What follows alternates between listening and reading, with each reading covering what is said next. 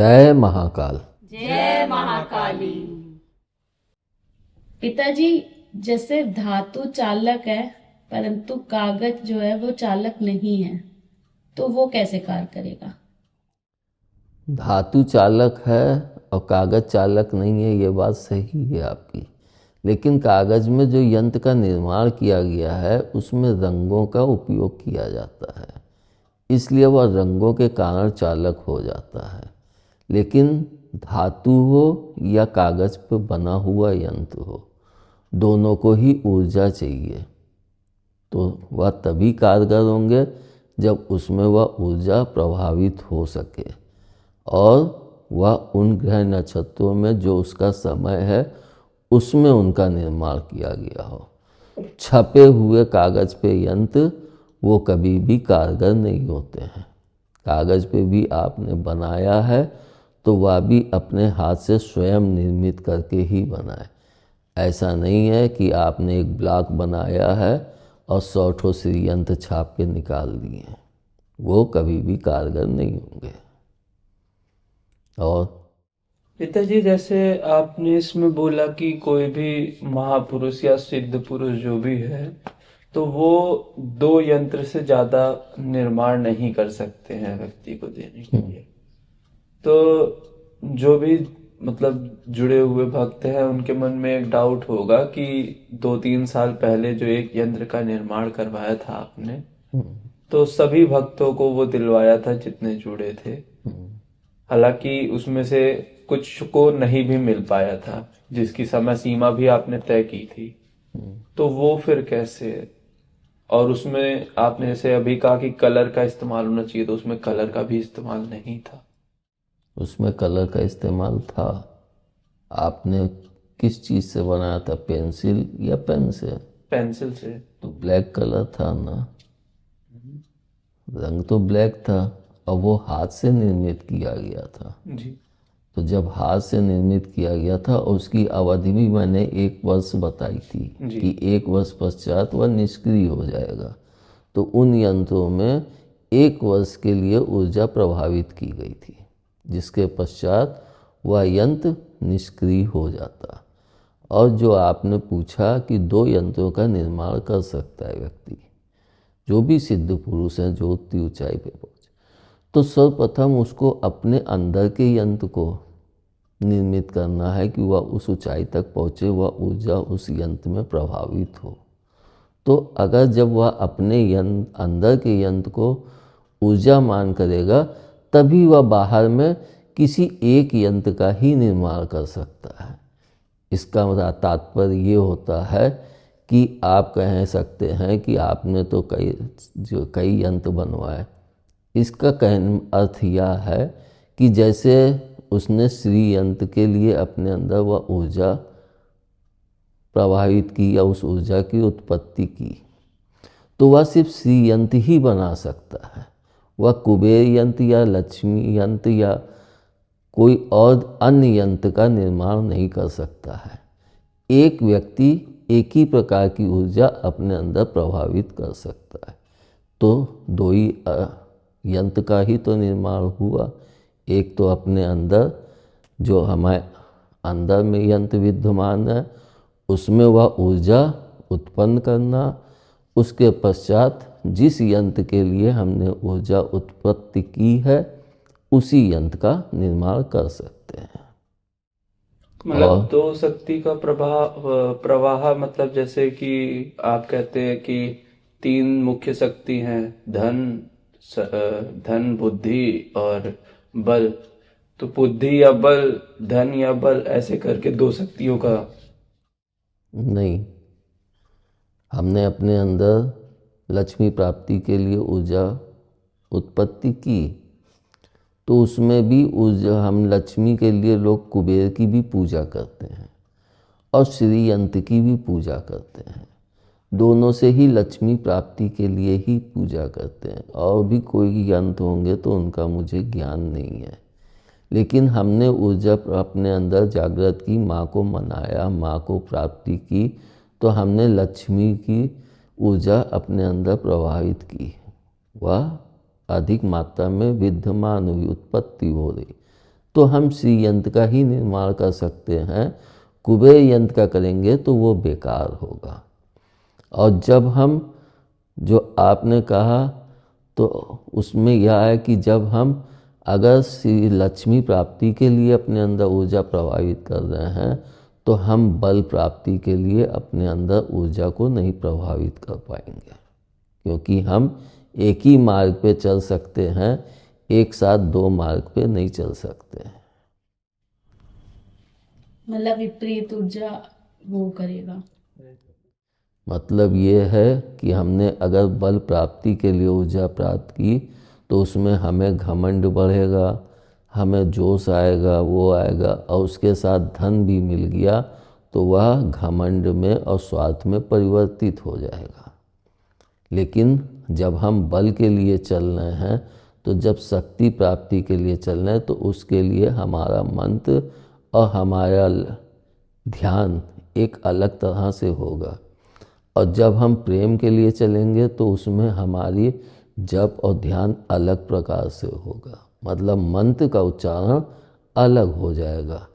तो जब तक हम जिस मंत्र का प्रयोग करेंगे वह ऊर्जा जितनी जागृत होगी, तब हम उसी ऊर्जा को कहते हैं ना कि सिद्धि प्राप्त कर लेते हैं। तो सिद्धि क्या है? किसी को आपने ये नहीं सुना होगा कि उसने हनुमान जी की भी सिद्धि प्राप्त कर ली, दुर्गा जी की भी प्राप्त कर ली, या फिर लक्ष्मी जी की प्राप्त कर ली, उनके साथ काली जी की भी प्राप्त कर ली। हाँ, आपने ये जरूर सुना होगा कि हनुमान जी और दुर्गा जी, हमको दोनों की ही वो मिलता है वरद हस्त।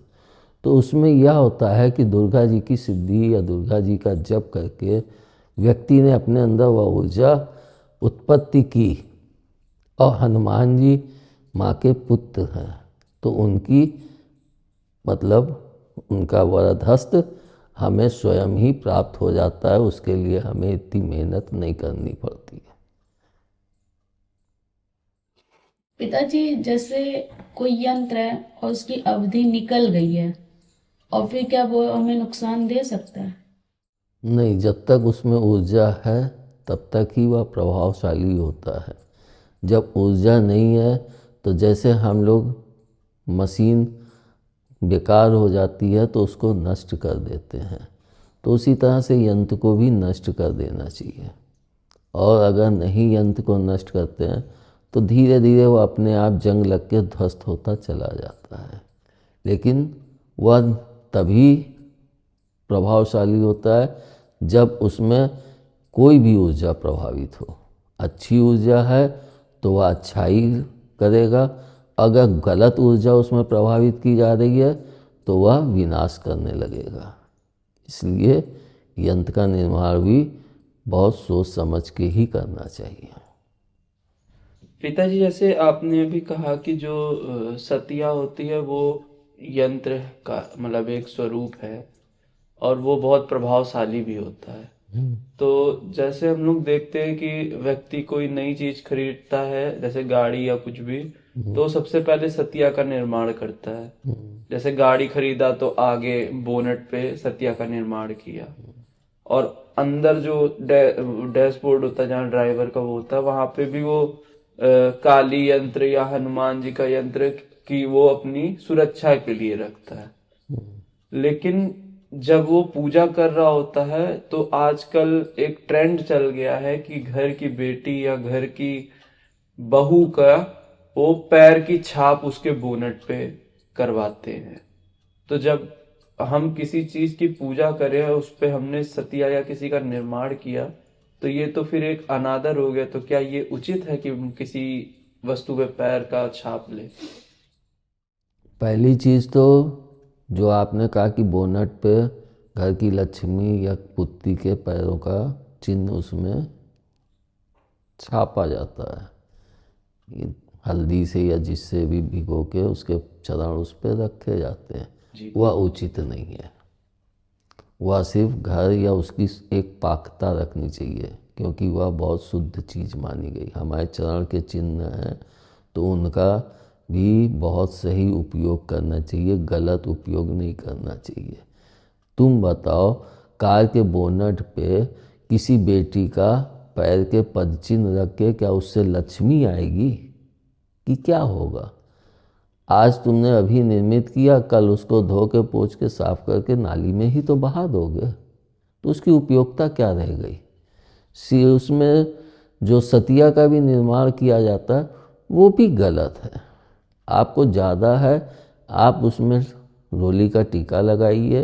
अगर वह शक्ति है, जैसे कार है, तो उस पर रोली का टीका लगाइए, चावल छिड़किए, फूल चढ़ाइए, अगरबत्ती, धूप या आरती, ये सब आप कर सकते हैं।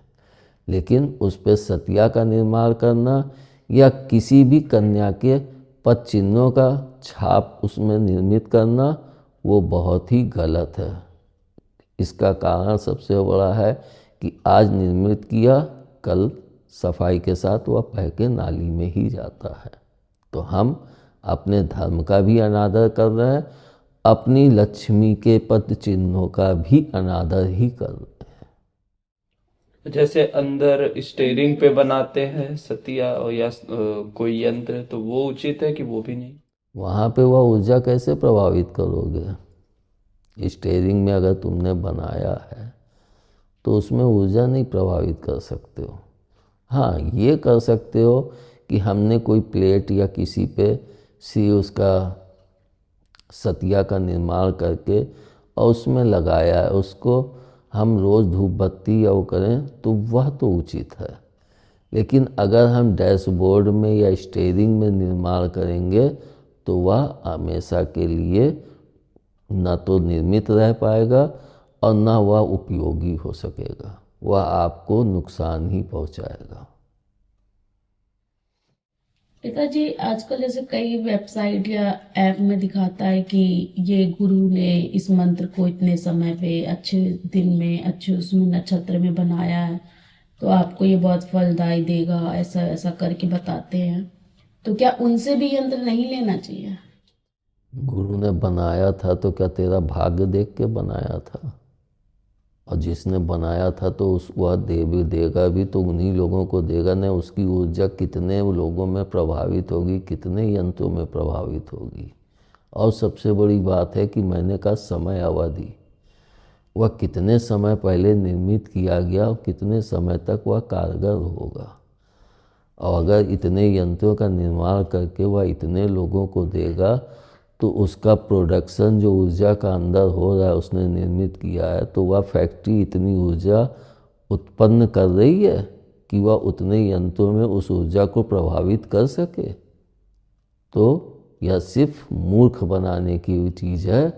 कोई भी गुरु चाहे जितना सिद्ध हो, चाहे जितना हो, वह जब भी किसी यंत्र का निर्माण करके किसी भी भक्त को देगा या किसी को भी देगा तो वह स्वयं देगा, और उसकी भी एक तादाद होती है और कितना वो अपनी ऊर्जा को उन यंत्रों में प्रभावित कर सकता है, तो वह भी उतने ही यंत्रों का निर्माण करेगा।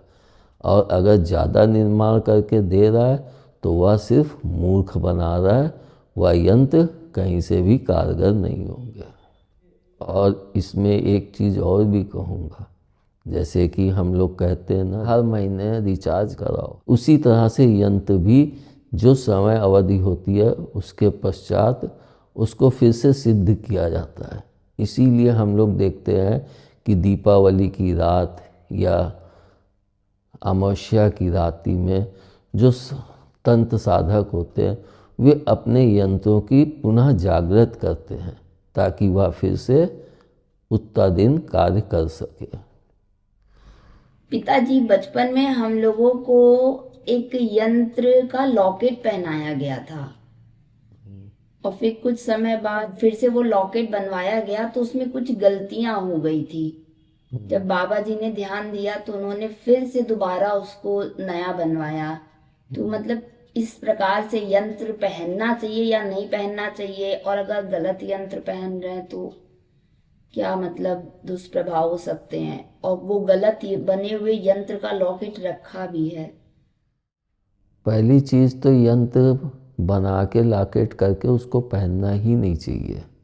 मुझे याद है चांदी में ओम ऐंग हिंग क्लिंग चामुंडाय विच्चय नमः, इतना उन्होंने लिखवाया था और उसको सब जने पहने थे, लेकिन उससे कोई लाभ तो नहीं मिला। लाभ तो तब मिलता जब हम उसको उस घड़ी उस मुहूर्त में उसका निर्माण करते।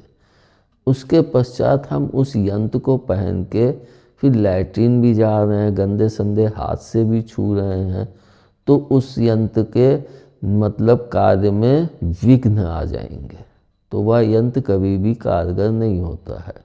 अगर हम यंत्र का निर्माण करके पहनते हैं तो उसकी शुद्धता पे हमें विशेष ध्यान रखना चाहिए। और सबसे बड़ी चीज़ है जो कि मैंने कहा कि यंत्र का रिचार्ज, जैसे कि फिर से पुनः जागरण किया जाता है, उसको जागृत किया जाता है। तो जब हमें भी पहनाया था पिताजी ने, तो कभी भी कि दीपावली के दिन या अमावस्या के दिन उसको रख के उसका पूजन करके उसके आगे बैठ के इतने माला जप करना है ताकि वह पुनः जागृत हो सके, तो ऐसा कुछ भी उन्होंने कभी नहीं करवाया। तो जब यह सब कुछ करवाया ही नहीं, तो सिर्फ पहनने से एक 100 पीस ही बन के रह गया, उसका हमें लाभ कुछ भी नहीं प्राप्त होगा। लोग ओम भी पहन लेते हैं, ओम का कपड़े में छाप के पहन लेते हैं। मेरी नज़र में वह कहीं से भी उचित नहीं है, क्योंकि ओम भी महायंत्र की श्रेणी में ही आता है। जैसे शिवलिंग आता है ऐसे ओम भी आता है, तो उसको हमें धारण नहीं करना चाहिए। अगर हम उसको धारण करते हैं तो पाक साफ शुद्ध होके आसन पर बैठ के धारण किया और जप वगैरह करने के पश्चात फिर उसको या तो धारण करते हैं तो उसकी शुद्धता पे विशेष ख्याल रखना पड़ता है। जो गलत ये लॉकेट बना हुआ था उसका क्या करें, मतलब वो निष्क्रिय कर दे या मतलब उसको गलवा के निष्क्रिय कर दो। जब वह सही बना है तब वह उपयोगी नहीं है, तो गलत बना हुआ कहाँ से उपयोगी होगा। वो तो मैंने कहा ना, सिर्फ एक फैशन की तरह बांधे हैं। जैसे कि हम इसको ऐसे भी देख सकते हैं कि कुछ लोग जैसे उनको ताबीज़ बना के दे दिए। अब कागज़ में मैंने गया, कई लोगों के पास कागज़ में उन्होंने किसी यंत्र का निर्माण किया और उसको बत्ती बना के ताबीज़ में भर के मोम से चिपका के पहना दिया। वह कितने दिन कार्य करेगा।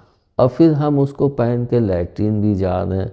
सिर्फ वह हमारे अंदर एक भाव जागृत करता है कि हमारे पास यह है, यह हमारे लिए बहुत सहायक सिद्ध होगा, तो हम उसके ऊपर निर्भर हो जाते हैं। जिसको हम लोग देखते भी हैं, बहुत से लोग कुछ कार्य करने चलते हैं, तो इससे क्या होता है, सिर्फ हमारे अंदर एक ऊर्जा जागृत हो जाती है कि हम ऐसे करेंगे तो हमें उसका साथ मिल जाएगा। लेकिन ऐसे करने से ही खाली उसका साथ मिल जाए यह संभव नहीं है। यह सिर्फ हमारे मन में एक वहम है, लेकिन जब हम ये कर लेते हैं तो हमारा वो वहम समाप्त हो जाता है, यानी हम उस चीज़ पे निर्भर हो जाते हैं। जैसे कि आपने कहा कि कोई भी यंत्र चिरकाल तक जीवित नहीं रहता है, और देखा जाए मतलब कहीं घर पे जैसे आत्मा का वास रहता है तो वो गेट बंद करके और वहां पूजा वूजा करके ताले पे और यंत्र वगैरह बनाकर उसको बंद कर देते हैं कि अब इसको मत खोलना। तो वो किस सीमा तक मतलब रहता है? जब किसी आत्मा को किसी यंत्र के द्वारा बांध दिया जाता है तो उस आत्मा की ऊर्जा प्राप्ति नहीं हो पाती है। वह यंत्र उसको ऊर्जा नहीं प्राप्त होने देता है, तो वह धीरे धीरे शिथिल होता जाता है, तो वह कभी भी कार्य नहीं कर पाता है, तो वह बंधन वैसे ही बंधा रह जाता है। अगर किसी ने उस आत्मा को ऊर्जा दे दी, प्रभावित कर दी, तो फिर वह यंत्र अपने आप निष्क्रिय हो जाएगा, वह उसको तोड़ के बाहर भी आ सकती है। यानी बिना ऊर्जा के ना तो यंत्र चलायमान होगा और ना वह आत्मा चलायमान होगी। आत्मा को भी ऊर्जा चाहिए। इसी कारण मैंने कई लोगों को देखा है जो मृत आत्माएं होती हैं तो वे जब बंधक बना ली जाती हैं तो वे बहुत ही जीर्ण शीर्ण हो जाती हैं। यानी इतनी कि जैसे एक रोगी, हम लोग इंसानों को देखते हैं रोगी होते एकदम दुबले पतले, एकदम मरे से चलने लायक भी नहीं होते हैं, ऐसे ही उन आत्माओं की छाया है। क्योंकि आत्मा तो एक बिंदु के रूप में होती है, लेकिन वह जिस शरीर में थी तो वह अपने को उसी छाया में ही निर्मित मानती है। तो वह छाया ही जीर्ण शीर्ण अवस्था में ही हमको दिखती है। आत्मा तो स्वयं ही ऊर्जामान है, लेकिन छाया को ऊर्जा चाहिए। तो जिसकी छाया है उसकी शक्ति को अगर बंधक बना लिया है तो फिर उसको ऊर्जा नहीं प्राप्त होती। इस कारण से वह क्षीण हो जाती है। और अगर उसकी शक्ति से उसको ऊर्जा प्राप्त हो गई तो फिर वह अपने आप ऊर्जावान हो जाती छाया। मतलब वहां पर भी यंत्र को हर साल रिचार्ज करना पड़ेगा। वहाँ पे उन्होंने यंत्र के द्वारा उसकी शक्तियों को अपने अंदर कंट्रोल कर लिया और उस शक्ति को अपने में कैद कर लिया, जैसे भी उन्होंने कैद किया। तो जब उस छाया को उसकी शक्ति से वह ऊर्जा नहीं प्राप्त हो रही तो वह क्षीण अवस्था में रहेगी। इसी कारण कहा कि आत्मा कभी भी बंधक नहीं बनाई जा सकती, शक्ति को ही बंधक बनाते हैं। और वह छाया जो होती है वह अपने को वही मानव रूपी शरीर सोच के बंधक बनी हुई पड़ी रहती है। वरना आप आत्मा को ना तो रोक सकते हैं ना उसको कभी भी बंधक बना सकते हैं। जितने भी सिद्ध पुरुष होते हैं वे अपने शरीर रूपी मोह को तोड़ देते हैं। इस कारण उन सिद्ध पुरुषों की आत्माओं को कभी भी या उनकी छाया को, क्योंकि वे अब जानते हैं कि यह मेरे इस शरीर में जन्म लिया है तो ये अगले जन्म में जिस शरीर में लेंगे तो फिर उसकी छाया बन जाएगी। तो वो अपनी छाया से बंधे नहीं रहते हैं। तो सिद्ध पुरुषों की आत्माओं को कोई भी बंधक नहीं बना सकता है, क्योंकि वह उस मोह से निकल चुके हैं। इस प्रकार से पिरामिड भी क्या यंत्र के ही अंतर्गत आता है? पिरामिड भी एक यंत्र है। जो ऊर्जा उसमें आती है तो वह ऊपर देखते हैं आपकी पिरामिड की जैसे ऊपर नोक होती है तो वह ऊर्जा बाहर की तरफ प्रभावित होती चली जाती है। यानी जो चीज़ अंदर रखी होती हैं उनको बाहर की ऊर्जा से कोई भी सहयोग नहीं मिलता या उससे जुड़ाव नहीं होता है। तो उसके अंदर पानी भी रखेंगे तो वह सूखता नहीं है या ख़त्म नहीं होता है। तो इसका सबसे बड़ा कारण यह होता है कि वे बाहर की ऊर्जाओं से एकदम अलग हैं, उनसे कोई भी जुड़ाव नहीं है। या इसको मैं इतना ही कह सकता हूँ कि हाँ, पिरामिड भी एक यंत्र ही है। आप जो सतिया कह रहे हैं तो ये सतिया स्वास्तिक ही है ना? हाँ, सतिया स्वास्तिक है और इसका प्रयोग भी कई प्रकार से ही होता है। जैसे कि मैंने कहा कि मकान पे लगाते हैं तो निगेटिविटी समाप्त करता है। इसी तरह से हमारे पास एक बेटी आई थी तो उसकी भी तबीयत नहीं सही थी। तब मैंने उससे रोली का सतिया बना के और उसके ऊपर बैठ के जप करने को बोला था, जिसके करने के पश्चात उसको लाभ हुआ था। यानी उसके अंदर की जितनी भी खराबियां थी या गलत प्रकार की ऊर्जाएं थी उनको शुद्ध करके उसने अच्छी ऊर्जाओं का प्रवाह किया, तब जाके वह बेटी सही हो पाई। तो कोई भी यंत्र हो उनका प्रयोग कई प्रकार से किया जा सकता है, लेकिन उसका सही ज्ञान होना चाहिए।